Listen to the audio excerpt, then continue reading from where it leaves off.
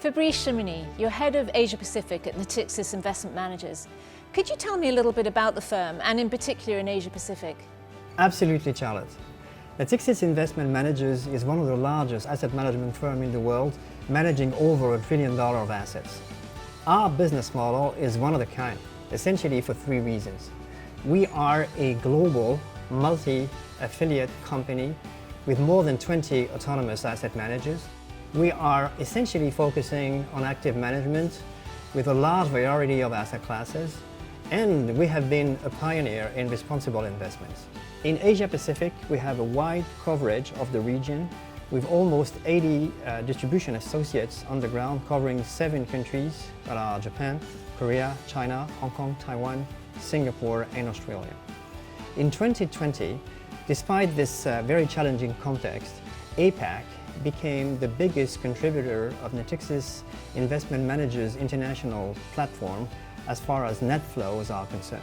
We delivered very strong results across the region for a wide spectrum of asset owners.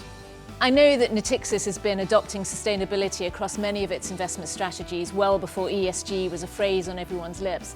Can you tell me how you approach it and what that means for investors? As ESG is becoming more and more mainstream, many asset management firms are focusing into that space. I would say some of them are surfing on the green wave. As far as Natixis Investment Managers is concerned, we have started to focusing on ESG actually more than 30 years ago. Our first ESG fund has been launched in 1984 in France. Diverse approaches to ESG are needed because the issues are complex, they are deep-rooted, they have been long in the making, and they will be long in the resolving. They will therefore require a long-term approach where asset allocation will have to go through all asset classes with best-of-breed solutions. This is why we believe an active, global, multi-affiliate organization like us is very well positioned to address these considerations. So how do you think ESG will evolve in Asia Pacific? It's a very good question. ESG investment started to become a key topic in Asia Pacific only recently. Actually, APAC investors were quite late comparing to Europe, but now I would say the pandemic played as a catalyst. APAC investors realized ESG was not only a feel-good investment strategy, but can really generate outperformance versus non-ESG indices. 2021 will certainly confirm this. Natixis Investment Managers recently issued its Responsible Investment Report.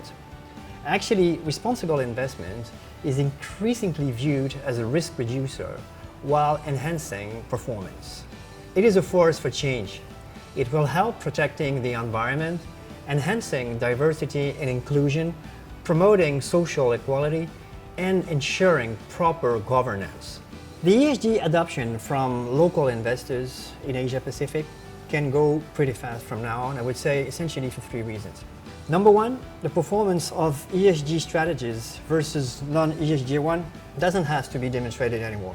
Second reason is the region is experiencing more natural disasters than any other place, and ESG investing can certainly contribute to mitigate this. The third one is about demographic.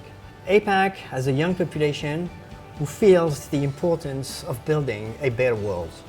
Where I'm sitting around Asia Pacific, I'm seeing more and more RFPs that are coming from large asset owners, sovereign wealth funds, corporate pensions, life insurance, and even private banks, but are stressing the need for robust ESG capabilities.